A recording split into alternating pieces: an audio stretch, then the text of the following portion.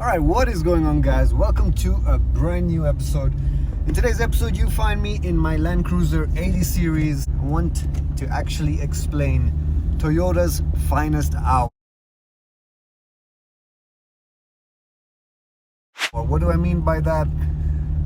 Well, in the 90s, Toyota had a lot to prove, and they were up against German manufacturers. They were up against the Range Rover, which at the time was the only sort of SUV and pretty much made the segment for SUVs. You guys probably remember Jeremy Clarkson reviewing the Range Rover versus the 80 series in Top Gear.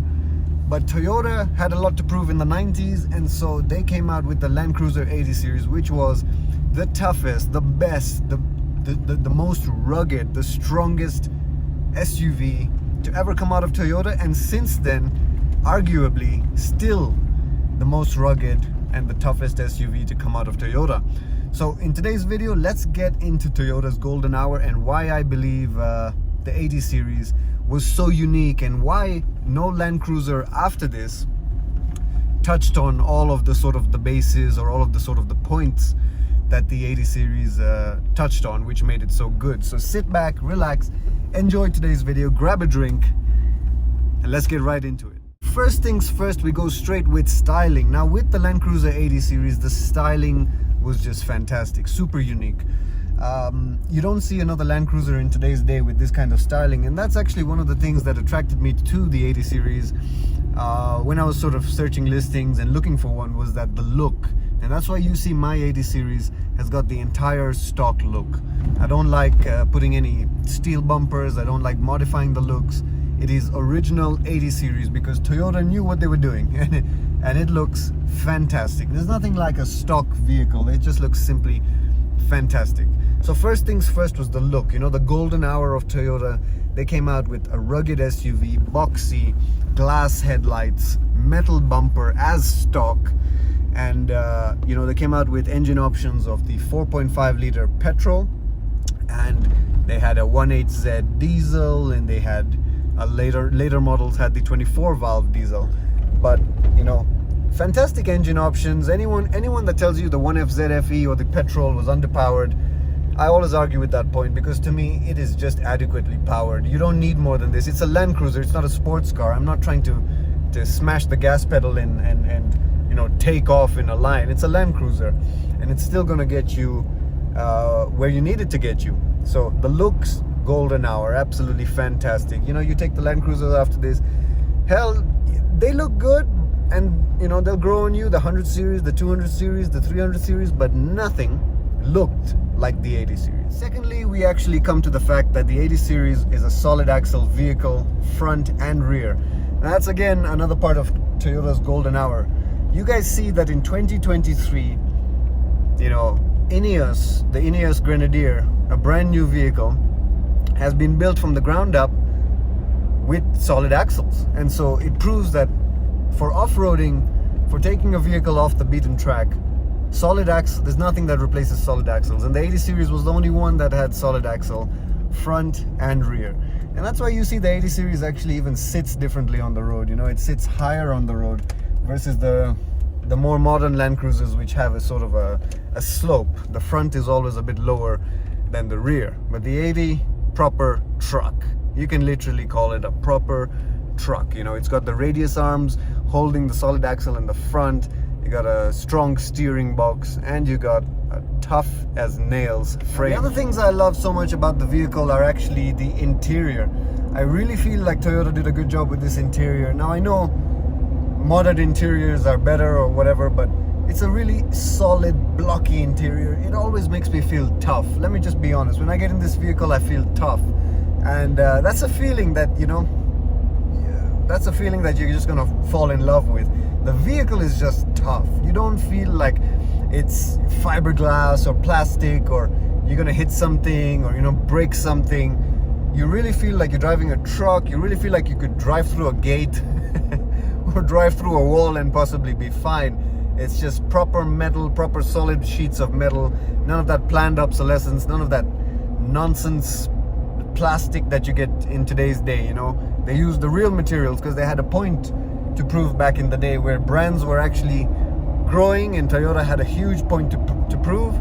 And so in their golden hour, they produced the 80 with all the solid materials, with glass headlights, solid axles, tried and tested materials. They weren't messing about. They wanted to take over the market. What I love about Toyota, and what a lot of people fell in love with Toyota, and why Toyota became such a big brand, was that the Japanese, they went for simplicity. We know with the Japanese methods, they call it Kaizen, which is repeated continuous improvement in their production processes, which led to more and more reliability with their vehicles. But one thing you can say, for sure, is that the Japanese went for simplicity. They removed the complexity out of the vehicles.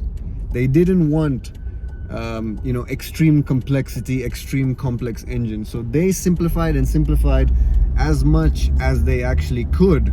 And that's why Toyotas, a lot of mechanics enjoy working on them. A lot of mechanics will tell you these are the best vehicles. It's because they were engineered in that way. They were engineered to actually be fixed. They were engineered for people to actually be able to work on them. And spare parts were made available for Toyotas. And the spare part network, obviously, for Toyotas is just unbeatable. And that's why places like Nairobi, Africa, you find a hell of a lot of Toyotas. I know in Europe, anyone watching from US, Europe, I know it's a different case, but here in Africa, every second vehicle is a Toyota or a Land Cruiser for that matter. And another thing I love so much about the 80 series, guys, and this you have to know only if you drive one or feel one or experience one or own one, is the solid feel of it. Nothing feels plasticky. Nothing feels like it was, affected by the modern era of cheapening and plastic and cost saving. 25 years old, the only things I got rattling in here are my stupid aircon vents, and that's normal for the 80 series. So very solidly built. I feel like I'm driving a solid square, literally. It was the classic wagon, the proper wagon, the wagon that came after the 62 series but kind of perfected the look of the wagon. And almost all Land Cruisers after the 80 were based on the 80. I mean, hell, Toyota pretty much admitted that the 300 series, they took a lot of inspiration from the 80 series to try and build something like the 80 but in the modern era. And the 300 series has just come out, and we'll have to see if it stands the test of time. It's probably too early to tell right now.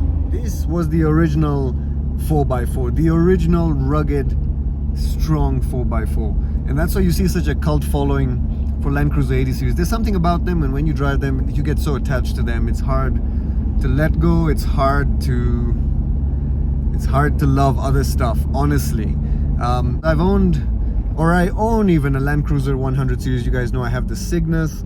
I've driven plenty of 200 series. I've driven the LX 470, LX 570, the brand new LX 600, the brand new Land Cruiser 300 series. Still, I come back to this vehicle. Those are just speed bumps, by the way. Still, I come back to my 80 series, and it just gives me a unique experience. It's a character. It's almost like a family member, just like the Cygnus, but totally different personality. The 80 is just rugged. It just doesn't care, and it'll just get the job done. You start it, and it'll take you where you need to. And it's taken me on some fantastic trips, guys. And there's something about the way they built the parts of these, like the starter motor, the MAF sensors. There's less electrics, there's better materials used with the contacts in the starter. It's a more manual process, and so you'll find a lot of the parts don't necessarily die. They last a long time, and even when they do give you issues, you could sort of rebuild them because of the way they've been built. You don't need to just chuck the whole part and get a brand new part. A lot of them can be rebuilt pretty solidly and last a long time. Now, other than that, and continuing on with Toyota's golden hour, guys, they definitely put a lot of good features in these vehicles. Don't forget, this is a late 90s vehicle that has full air condition, front, rear, and rear to the third row. Don't forget, this is an 8-seater. Don't forget that, you got all your sort of features like headlight washers, washers for the rear wipers. You got a sunroof, you've got a compass up here with your altitude. You've got all the sort of awesome and cool features. Nothing that makes me feel like I'm driving a really old vehicle. My Land Cruiser 80 series is pretty well spec'd, and I'm really attached to it because it's it's just well spec'd, and so I wouldn't hesitate to take it on a long trip. AC, everything works, lights, headlights, aerial, defroster for the windscreen, auto locks, automatic windows, sunroof.